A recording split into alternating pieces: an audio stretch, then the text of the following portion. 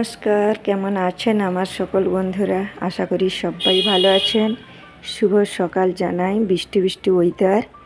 দেখুন, কাজে বেরিয়ে গেছেন, উঠেছি ভোর থেকে, তারপরে একটু নিজে শরবত বানিয়ে খাচ্ছি। এখন আর পিউ এখন আলু দিয়ে কিন্তু খাবে না, বাটার দিয়ে ওকে বানিয়ে দিয়েছে। বাটার দিয়ে খেয়ে স্কুলে যাবে। এই আওয়াজ কম কর। আর এখানে বাটার রেখেছি, বাকিটা আলু দিয়ে বানিয়ে দেবো। তো এখন বাটার দিয়ে কিন্তু খাবে এখন বলছে। যাই হোক, পরে কিন্তু আলু দিয়ে ওকে স্কুলে আমি স্যান্ডউইচটা বানিয়ে দেবো। স্কুল থেকে চলে এসেছে। দেখুন, পিউকে বললাম, কিন্তু পিউ আলু দিয়ে এখন খাবে না স্যান্ডউইচ, শুধু বাটার দিয়ে খাবে। এই জন্য বাটার দিয়ে এখানে বানিয়ে দিলাম। আর স্কুলে নিয়ে যাবে। স্কুলে কিন্তু আলু দিয়ে স্যান্ডউইচ বানিয়ে দেবো, শশাহারি কেটে সব কিছু করে স্কুলে নিয়ে যাবে, কিন্তু এখানে খাবে না। তো এখানে কিন্তু এই দেখুন, আমি তাওয়াতে কিন্তু বাটার দিয়ে বানিয়ে দিয়েছি। ও এইরকমই এখন খাবে। আর স্কুলের জন্য এখানে বানিয়ে দেবো। এটা এনেছিলাম, অনেক বছর হয়ে গেছে, কিন্তু অনেকটা বছর, মানে পিউ হয়নি তার আগে আমি এনেছিলাম। আর পিউ এখন 10 বছর হয়ে গেল, তাহলে বলুন, অনেক বছরের আছে। চলুন, পিউ টিউশন থেকে চলে এসছে এখন। বৃহস্পতিবারে পুজো দিয়ে একটু ধুনো দিয়ে দিচ্ছি, যেহেতু এখানে ধুনো দেওয়ার জন্য নারিয়েল ছোকরা কিন্তু ভিজা হয়, তাই আমি আগে থেকে এনে রেখেছিলাম। সবাইকে একটু দর্শন করিয়ে দিলাম। এই যে গোপু সোনা, দেখুন, সবাই একটু দর্শন করে নিন বৃহস্পতিবারে। এটাই হলো মা লক্ষ্মীর। তো তারপরে এখানে দেখুন সব কিছু আমি স্যান্ডউইচ বানানোর জন্য রেডি করেছি। এই যে স্যান্ডউইচে মশলা দিয়ে আজকে দুপুরবেলা এটাই খাওয়া হবে। এই যে রেডি হয়ে গেছে আমাদের স্যান্ডউইচ। মেশিনেই কিন্তু বানানো হয়েছে, মেশিনটা অনেক বছর হয়ে গেছে। শুভ দুপুর বন্ধুরা। সকাল থেকে কিন্তু সেইভাবে আসতে পারছি না সামনে। তো এখন কিন্তু আজকে আমাদের খাওয়া দাওয়া স্যান্ডউইচ হচ্ছে। মানে আজকে রুটিও ভালো লাগছে না, ভাত তো ভাতই একদম নিরামিষ, যেহেতু কাল ডাল হয়েছে। তো তার জন্য আজকে বড় একটা ব্রেড নিয়ে এসে সব স্যান্ডউইচ খাচ্ছে। আর আমার মেয়েরা কিন্তু সেই রকমই বেশি খায়ও না, আমাদের অল্প কিছু বানিয়ে দিলেই মানে তাতেই সবাই হয়ে যায়। তো পিউ তো চলে গেছে স্কুলে, আর এখন চলে এসছে মেজো মেয়ে তাড়াতাড়ি। আজকে একটা ওর হয়েছে লেকচার, ওর জন্য তাড়াতাড়ি এসছে। তাড়াতাড়ি বলতে 12:30 পরে এসেছে। আর ও তো গেছে, সেই রাত থেকে গেছিলো। তো যাই হোক, পিউ চলে গেছে। আর আজকে কিন্তু বৃষ্টি হয়নি, খুব বাইরে সুন্দর রোদ, একদম বেশ ভালো লাগছে। তারপরে আমি জামা কাপড় শুকনো করতে দিয়েছে। আর আমার ওই ওষুধের প্রবলেমটা একটাই, মানে সব সময় মনে হচ্ছে যেন শুয়ে থাকি, কোনো কাজই করতে ইচ্ছে হচ্ছে না, আর কিছু খাবারও খেতে পাচ্ছি না। মানে ওষুধেরই প্রবলেম সব, আর সব সময় শুধু মাথা ঘুরাচ্ছে, একদম অজীব, না কারোর সাথে কথা বলতে ভালো লাগছে, কিচ্ছু করতে না। তো যাই হোক, মেয়ে আসার সময় ফুলটা নিয়ে এসেছিলো পিউকে ছেড়ে, আর আমি শুধু পুজোটা দিয়ে দিয়েছি।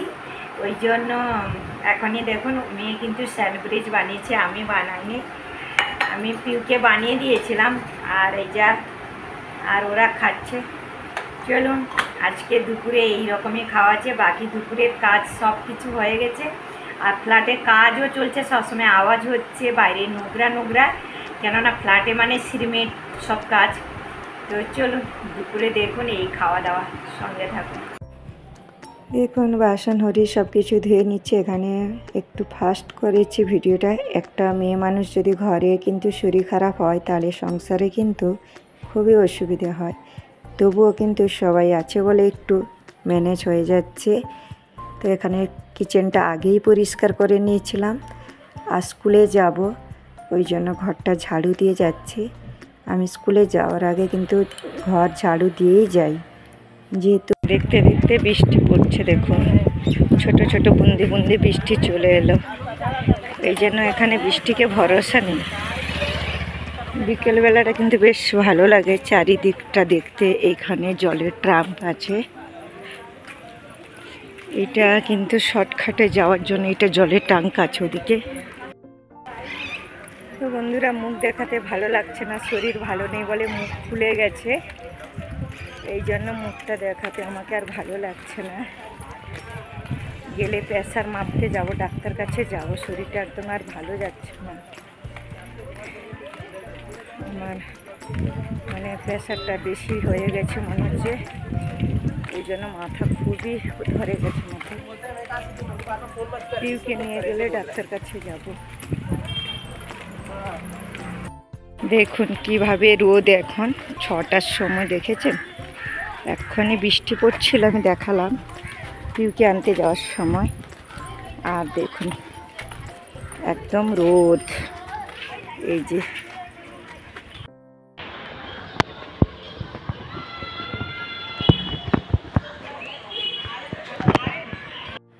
সন্ধ্যা দেওয়ার সময় একটু দর্শন করিয়ে দিলাম। সন্ধ্যা কিন্তু মেয়ে দিচ্ছে, তাই তাকে আর না দেখিয়ে কিন্তু ঠাকুরকে আপনাদেরকে একটু দেখিয়ে দিলাম।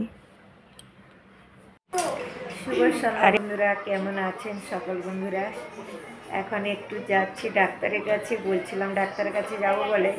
তো স্কুল থেকে আসার পরে কিন্তু বেশ মাথাটা একদম বেশ ওয়েট লাগছে, ওই জন্য এখন ডাক্তারের কাছে যাচ্ছি। আর মেয়ে সন্ধ্যা দিয়ে দিয়েছে, তো এখন ডাক্তারের কাছে যাচ্ছি। কি হচ্ছে কিছু বুঝতে পারছি না, সাথে থাকুন। দেখুন আমাদের এখানে এই সন্ধ্যা হয়েছে 7:30 বাজে, এই সন্ধ্যা হয়েছে। তো রান্না বান্না হবে, কি করব চিন্তা করছি। আর স্কুল থেকে এসেছিলাম ডাক্তার কাছে যাব বলে, ড্রেসটা চেঞ্জ করলাম না। তো কেউ পড়তে বসে গেছে, ওরা তাদের মতো কী খেয়েছে আমি আর দেখিনি। আসার সময় প্যাকেট নিয়ে এসেছিলো, পপকর্ন নিয়ে এসেছিলো, আর দুধ হরলিক্স বিস্কুট দিয়ে খেয়েছে মনে হয়, আমি আর দেখিনি। তো এখন যাচ্ছি ডাক্তারের কাছে একটু, আমার প্রেশারটা চেক করতে হবে। প্রেশার চেক করবো কেন, পুরো মাথা আমার একদম ভারী, মানে এত মাথা ওয়েট হয়ে আছে, কিচ্ছু ভাল লাগছে না। আর গলার কাছে একদম কেমন যেন মনে হচ্ছে এত বমি বেরিয়ে আসবে, মানে এরকম লাগছে।